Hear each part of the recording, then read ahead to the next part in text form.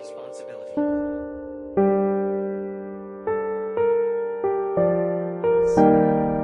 Finishing this fight.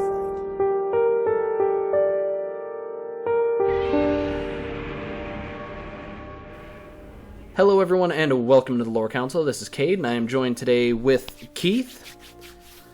Hello. And if you hate sand, you have come to the wrong place because today we are going over the 2003 novel Tatooine Ghost. Yeah. Yeah, so for a little bit of background, this book came out in 2003, written by Troy Denning, and it's a really fun romp that brings two eras together. It brings the kind of post-Return of the Jedi and prequel eras together, because this had come out, obviously, after Attack of the Clones. Yeah, 2003. And yeah, I just recently read this for the first time. I kind of never even heard of it, but then I was buying like some used Star Wars EU novels online. I was like, oh, that looks good. And yeah, it was very enjoyable. I can't really say why, but just the writing is really good. And maybe it's because it's different. Most of the novel is from the point of view of Leia. So Leia is like the main character of this book, and Luke is pretty much absent for the entire thing.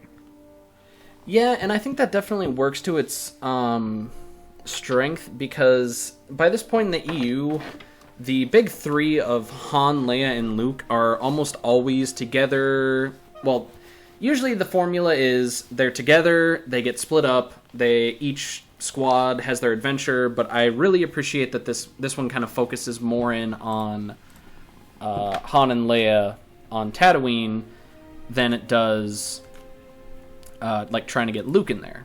So I think that really, really works to its strength. Yeah, it's Han, Leia, Chewbacca, and 3PO for pretty much the whole book. Yeah. Works really well with that. Not only did this take place during a big period for Star Wars movies and the EU kind of connecting those dots finally, this book also came out the same year that the new Jedi Order series of novels was finished. So it was kind of nice, I'm sure, for readers at that time to be able to go and have this more of I would say this is more of like a fun, I guess not necessarily like happy-go-lucky, but, not a super dark, NJO level novel. And to kind of have that brevity right before the end of the NJO series, I think was probably a pretty big deal. Yeah, nice little, compact side story, pretty much taking place entirely on Tatooine. Yeah, also about a decade-ish before, or a little over a decade, I believe, before the NJO even starts, so... Sure. But yeah, the book, basically, in timeline-wise, it takes place right before Heir to the Empire. And, yeah, it's... Leia's character, at least, is kind of coming off of Truce at Bakura, where she had this encounter with like the presence of Darth Vader. And this book is pretty much entirely about Leia dealing with the fact that coming to terms with the fact that Darth Vader was her father. And you never really got to see that explored in the movies or a lot of the books. So like this whole book is basically just set aside to have Leia resolve her daddy issues, pretty much. Yeah. And it's really fun to get that as well. Yeah. This also... Oh, nope. Well, yeah, she definitely had a different, slightly different relationship with Darth Vader than Luke did. Darth Vader tortures her in A New Hope. He blows up her planet, her home planet. So, where Luke, you could understand how, he sees the good in Vader and all that. But at this point, Leia's kind of like, Vader's evil. Like he's totally, completely evil. Even though Luke, redeemed Vader and kind of saved him. Yeah. Yeah, it works really well. And essentially the big kind of overarching plot of the story is Leia wants to recover a lost Alderaanian work of art called the Killik Twilight, because within that, for some reason they put it in a painting, is like a communications device that communicates between the New Republic and their spies. So yeah, I guess the painting had like a code thing in it, but it was like a listening device or something. I don't know. It's an interesting point because I know the Killick Twilight, I believe, had been mentioned in other stuff before this too. Or maybe no, it later on is mentioned, not mentioned before this. Oh. For whatever reason, the Killick Twilight painting has like rebel secrets on it, and even though this is like the New Republic era, the New Republic wants that painting back because if the Imperial Remnant gets their hands on it, they'll be able to crack. They could be able to crack some of their new codes and stuff like that. Yeah. And yeah, it's it's a painting, so of course who shows up but Thrawn wanting to take the painting, and not really sure if he knew about it at first. Maybe he just wanted the painting just because, for his art collection. Yeah. Right. But yeah, the plan is to go to the painting is on auction, and the plan is for Han and Leia to go there undercover and bid on the painting and just get it. Yeah. But before we get into that, while they're going in to Tatooine, there's they say a little bit of backstory about the twin sons of Tatooine causing interference with ships the transponders or the instruments and stuff. Kind of a little neat lore there, I guess. Yeah, pretty neat lore that I don't think is ever brought up again. No, yeah, but I like it. It kind of it makes the universe a little bit bigger, I guess. Yeah, but for sure. Yeah, Leia has this vision of seeing Darth Vader's face, and his eyes are like the twin sons of Tatooine. And he's saying he just keeps saying mine, mine, mine over and over again. And then the face of Vader transforms into Luke for a second. Whoa. And cue Leia being kind of freaked for the majority of the novel. Yeah. She has a couple more visions like that. Yeah, and it kind of takes her until the end of the book to finally come to terms with her dad's legacy. Right. And even though this came out before Legacy of the Force, I feel like it kind of fits in there and kind of ties into it nicely, Yeah, a little bit. It's almost like foreshadowing to that in a way. Because does Leia find out she's pregnant at the end of the book, or? Yeah, right. I think so. Yeah, because then it kind of just directly leads into Thrawn trilogy after this, essentially. Yeah, by then she definitely knows. Oh yeah, obviously. But yeah. Yeah, so not only is the Killick Twilight that's not only for sale, but there's also a little hollow image of Anakin Skywalker after he won the Boon to Eve pod race. Right, there's a whole auction going on in Mos Espa. Yep. And yeah, it's that little hologram is put up for sale by none other than Kitster. Whoa! Is that a basically one of Anakin's Kitster best reference? Friends. Wow! Prepare for him to never be mentioned ever again. Yeah, but not really cool, nice tie-in to Phantom Menace. I've been on a real Phantom Menace kick, so this book was perfect for me to read. And they're not in Mos Eisley this time; they're in Mos Espa. Yeah. And yeah, so for the auction, since of course Han and Leia are some of the most famous people in the entire galaxy, they go undercover. They wear prosthetic makeup and stuff.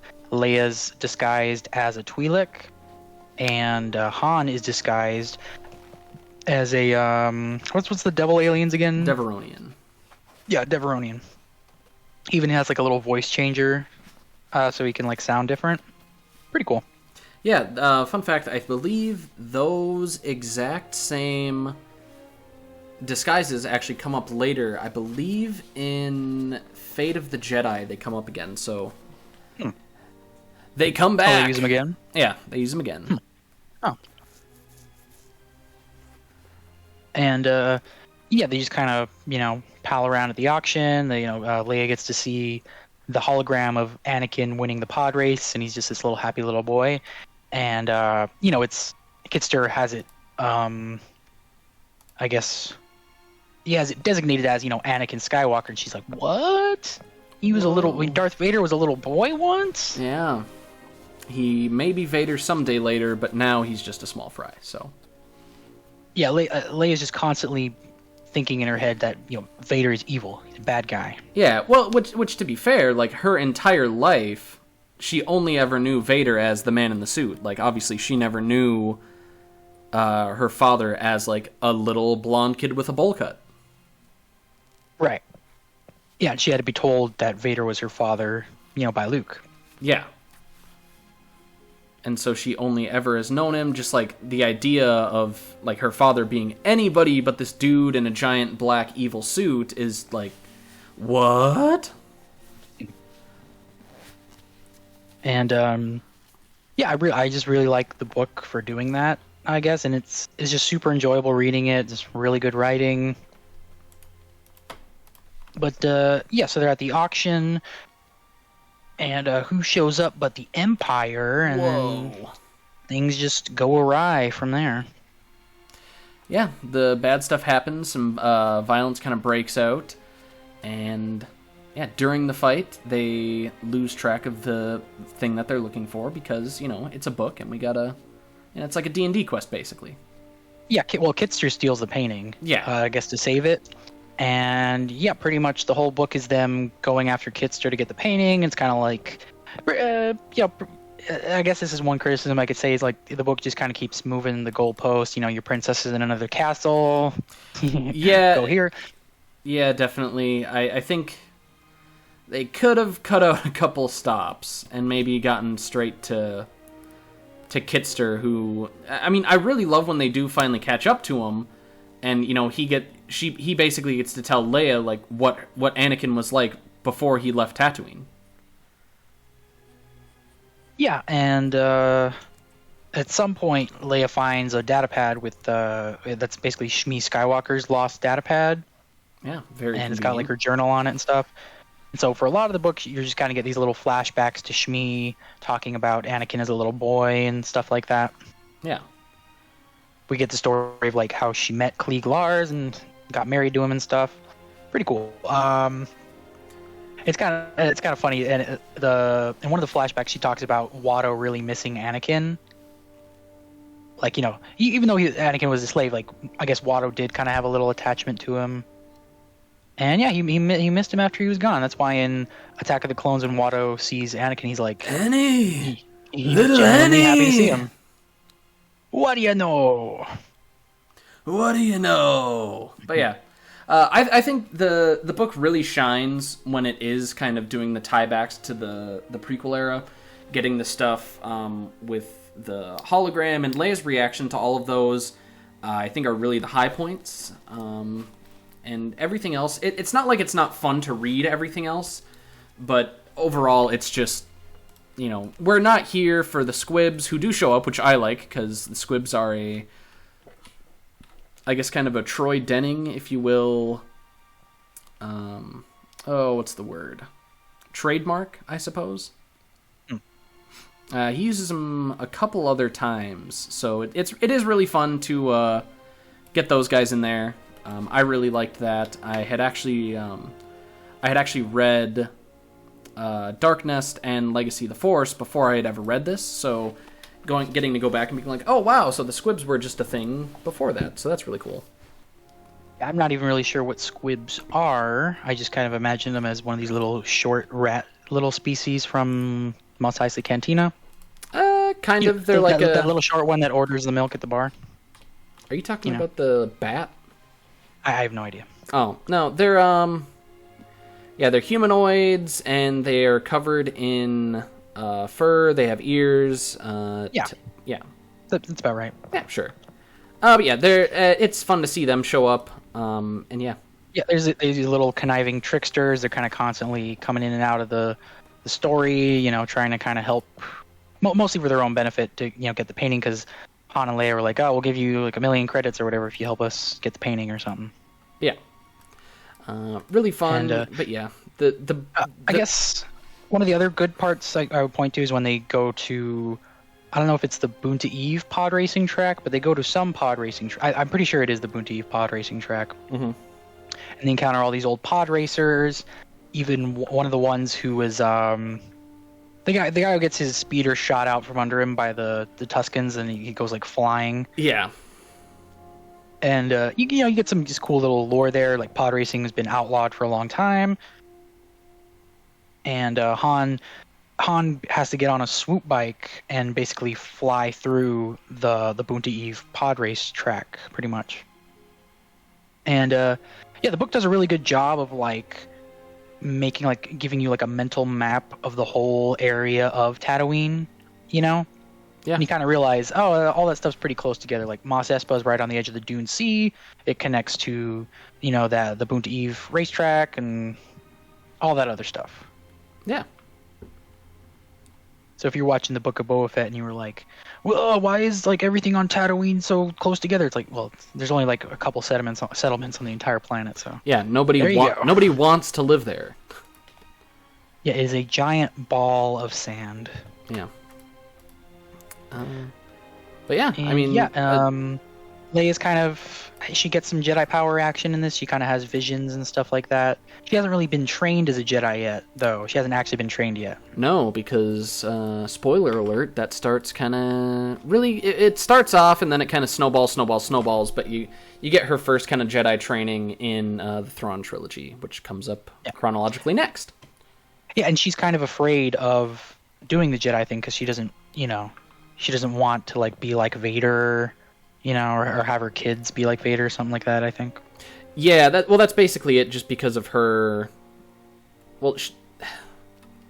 just because her father fell to the dark side, she just assumes like, oh, this is like hair color. It just runs in the family. Yeah. But another one of the great little tie-ins. They eventually follow Kitster. He gets kidnapped by Tuskens, and they take him to the village that Anakin totally massacred in Attack of the Clones. Oh yeah. We get some lore there. We find out that the village, it's now called a ghost village because they thought like a ghost just came through there and just killed all the Tuskens. They're all like ripped apart and stuff like that. And they were like, oh, a ghost did this, and they basically just left the village standing as kind of like a monument and I guess a warning or something like that. Yeah, I did really like that. Again, it ties directly into Attack of the Clones, which is the most recent release, and it does tie in very well to it. Yeah. And I do like that, and it gives us a little bit more lore into the Tusken culture as well. Yeah, thanks to Tusken superstition, Anakin just gets off scot-free with mass murder. Yeah, because obviously Padme did not care. No, yeah, she was just like, oh my god, he's so cute. Oh my god. I need to marry him right away. Look at that rat tail. Who could stay mad at that disgusting rat tail? And the poofy hair. The poofy hair with the braid and the rat tail and the molester face. Oh, but throughout the entire novel, basically Han and Leia are being hunted by the Imperial Remnant, they have like one Star Destroyer overhead, and they're just kind of the New Republic isn't in the system at all. They're not they're not even a factor. They just don't have the manpower to fart around on Tatooine. So they're being pursued by the Empire. So that's kind of cool. It almost kind of feels like an original trilogy story, even though it takes place in the New Republic era. Yeah, and I think that also works pretty well. You don't have like a giant space battle. Like you said earlier, it's just a nice, like, contained to one planet, kind of story. We don't have like, 50 X-Wings come in and a bunch of Y-Wings do a bombing run and big epic explosions and battles. Like, it's a good contained story. Like, there's obviously the Empire is there because they want to get the Killik Twilight. But Han and Leia, in the end, are able to get the communications device from it, and the art piece, however, is snagged away by the Empire. Sure. Yeah. And then the book... Oh, but yeah, so at a certain point, they're being, like, followed and, like, questioned by, Imperial troops, stormtroopers, and at first they don't really, like, tell you this, but the stormtroopers definitely seemed like they were being directed in the style of Thrawn, like the way Thrawn runs things with his troops generally, which is very strict. Somebody messes up, it's like, oh, you get shot in the face. Other trooper is like, hey, don't do that again, or you'll die. They're very they're very well run. These are top troopers. Yeah. And in fact, one of them was actually just Thrawn in disguise. He was just LARPing as one of his own troopers, Whoa. getting down in the dirt. Because he knew there was art afoot. Oh yeah, he's got to get that art. Got to get that art. Keep this man away from museums. But the ending's a little fuzzy to me. Did they get the painting? No, so Han and Leia get Han and Leia get the communications device from the painting, but the painting itself is taken by Thrawn's forces, like by the Empire. Oh, okay. So he gets the art, but they get the important thing in it. And then basically the good guys leave, and Leia's like, "Oh, I'm over my daddy issues now." Right. Yeah. So yippity yip. But yeah, that's fly off into the twin sunset. Yeah, and that's essentially it. It is a really fun read. If you haven't given it a read, go ahead and do it. Yeah, really fun to read. I would describe this as a very cozy novel. It's very comfortable to read. Yeah. It's like Star Wars comfort food, I guess. Yeah, it's also not overly long. I think it's about 400-ish pages. So it's not like it does start to drag a bit gargantuan. by the end, but yeah, like they definitely probably could have cut out Kitster getting kidnapped by the Tuskens, but that's just me. I'm sure I'm offending the 12 Kitster fans out there. No, you're fine. There's definitely plenty of action and intrigue to keep you going in the book, for sure. But definitely the main highlights are like the Shmi flashbacks and all the tie-ins to Phantom Menace. Yeah. And yeah, I would just highly recommend this book. It's just nice standalone kind of prequel-ish novel. Yeah. Yeah, you don't have to know a ton about Star Wars to jump into this one. If you've seen all of the movies, you're going to be able to just, jump right in. You don't have to have like an extensive knowledge of the EU. Nope. Thrawn isn't a major player in it, really, so even if you haven't read the Thrawn trilogy, go ahead and read this one before you do, because it, gives a little bit of, what were Han and Leia doing right before this landmark trilogy? Yeah, and I think the book is kind of also a decent amount after Han and Leia get married, right? So it's after that. Yeah, it's after courtship of Princess Leia, so I don't know exactly how much time passes, but they do mention it a little bit. Yeah, and which is fun. But yeah, any closing thoughts on the book? It's really good. I really like this book. It's just now one of my favorite little standalone Star Wars novels. Nice. On a scale of 1 to 10, what would you give it? I would give it a 9. Nice, yeah. I would probably give it a 8.7 out of 10. All right, fair enough. Yes, sir, yes, sir. So, if you have enjoyed this video, any of the other content that we put out, or anything in the future, any of our content, go ahead and drop the video a like and subscribe to the channel. And if you've read this book, leave us a comment down below telling us what you thought of it, because, maybe you watch this video and you're like, oh, these guys don't know what they're talking about. This book was terrible. It needed more Kitster. Leave a nice comment, leave an angry comment. We don't care. Yeah. And we do also have a Discord, which I should mention at the beginning of the video. But that will be down in the video description as well. So until we see you next time, this has been Cade from the Lore Council signing off. This is Keith. We will see y'all later.